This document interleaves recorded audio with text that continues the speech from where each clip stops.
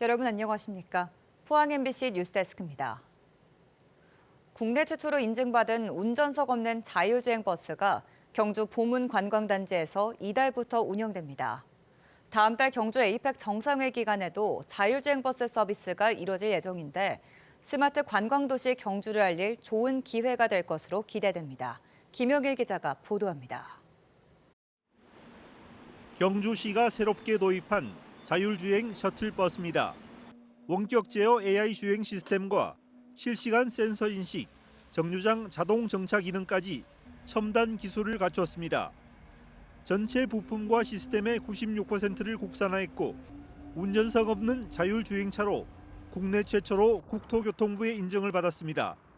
미국, 프랑스 이런 차들이 다 수입해서 오다가 우리 기술로 순수하게 만든 96%의 국산화율을 보이는 자율주행 자동차, 운전석이 없는 자율주행 자동차가 전국 최초고요. 이 차량으로 전 세계 최초 인증을 준비하고 있습니다.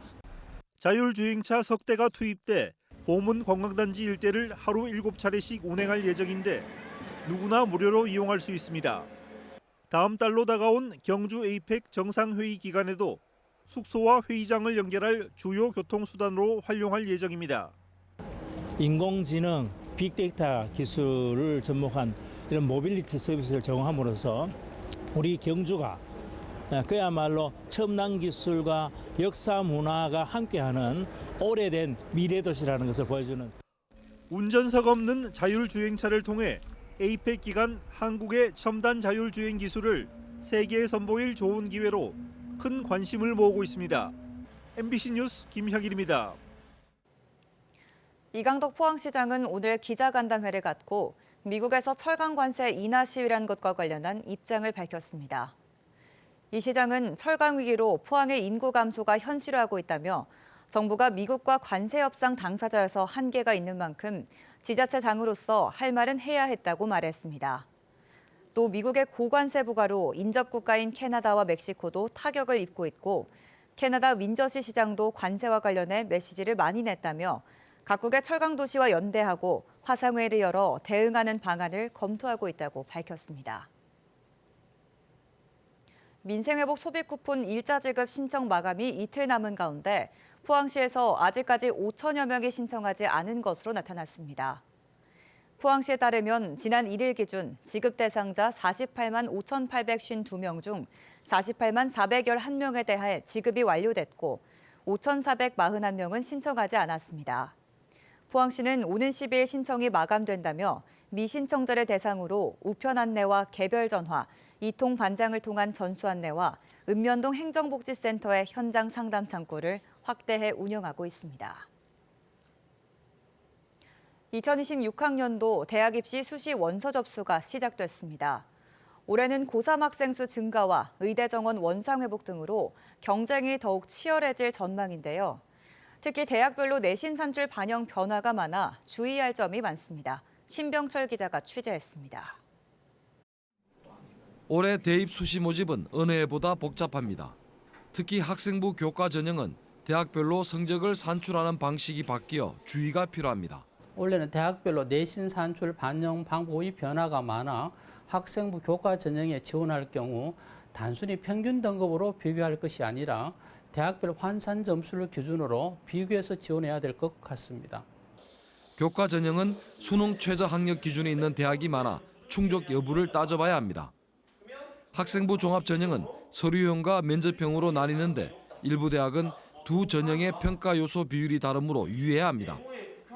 수험생은 자신의 학생부에서 강점을 보이는 부분을 먼저 파악한 뒤 그에 맞는 전형을 선택하는 게 유리합니다. 논술 전형은 거의 모든 대학에서 수능 최저 기준을 둬 우선적으로 고려해야 합니다. 최저 학력 기준이 한 등급 완화가 되거나 한 등급 강화만 되더라도 입시 결과에 상당한 영향을 끼치게 됩니다.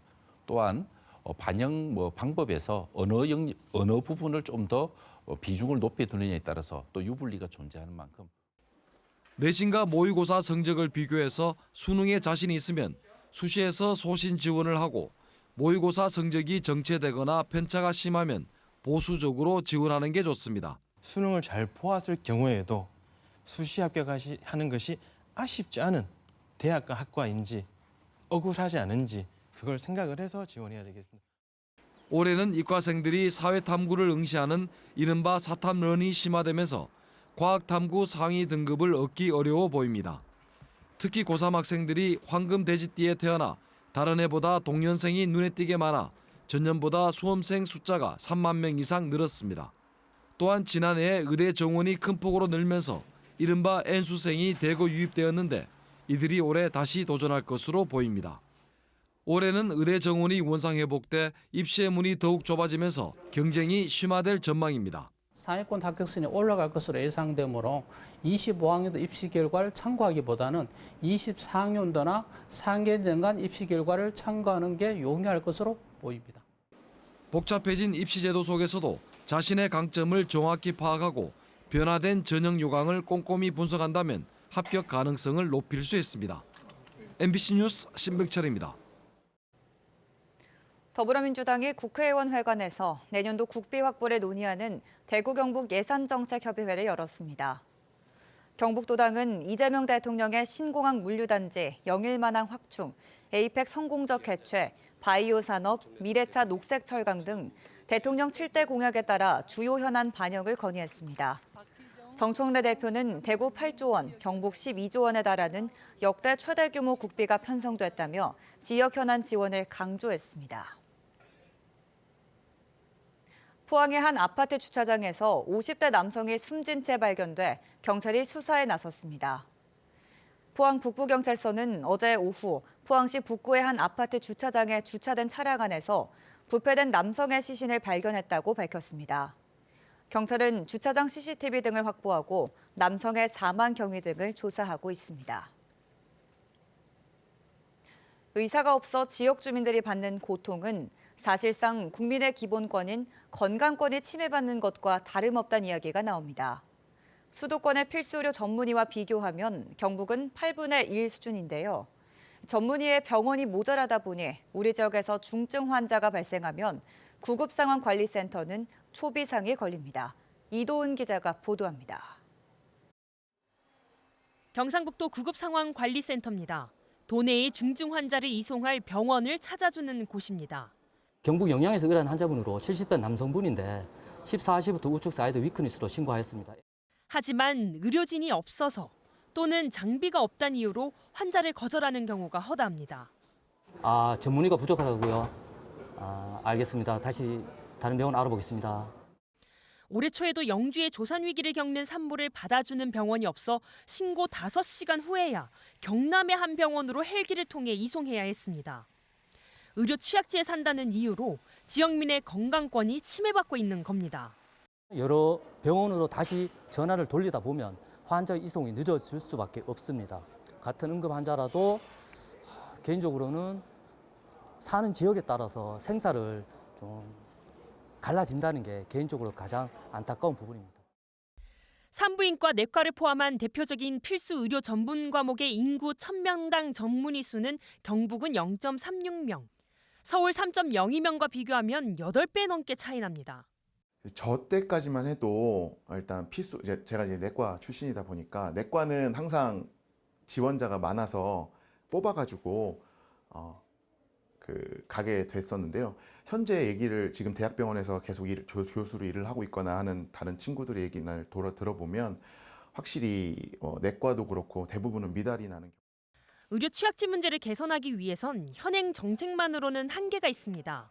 취약지를 지정 관리하는 체계에 암진료, 만성질환 등의 의료 과목은 제외돼 있는 데다 취약지 지원 재정도 규모가 크지 않은 응급의료기금 등에 기대고 있는 실정입니다. 고령화로 인한 의료 수요가 점점 늘어나는 가운데 지역 의료 불균형은 앞으로 더욱 심해질 가능성이 큽니다. 한국보건사회연구원을 포함한 다수의 국책 연구기관들은 2035년까지 약 10,000명의 의사가 부족할 거란 암울한 전망을 내놨습니다. 의대 정원이 2007년 3,058명으로 동결된 이후 의료진의 수도권 선호와 성형 등 미용 의료로 쏠리는 현상마저 심화하며 중소도시 지역민을 위한 의료 개혁이 시급하다는 지적이 나옵니다. MBC 뉴스 이도은입니다. 제45회 장애인의 날을 맞아 포항시는 오늘 포항체육관에서 기념식을 가졌습니다. 기념식에서는 발달장애에도 불구하고 성실하고 모범적인 생활로 직장과 사회에 귀감이 된 포스코 휴먼스 주현욱 씨 등 장애인 복지 증진에 기여한 36명이 표창을 받았습니다. 이어 장애인과 가족, 자원봉사자 등 1,500여 명이 참여해 공연과 장기자랑 등 어울림 한마당 행사도 열렸습니다. 영덕 지역자활센터가 보건복지부가 주관한 2025년 지역자활센터 성과평가에서 우수기관으로 선정돼 5년 연속 우수기관으로 선정됐습니다. 이번 평가는 참여자의 자활 역량 확대와 사업의 운영 성과, 센터 운영 전문성 등 16개 세부 지표를 기준으로 이루어졌으며 영덕 지역자활센터는 집수리 활동과 식자재 판매 등에서 좋은 반응을 얻었습니다.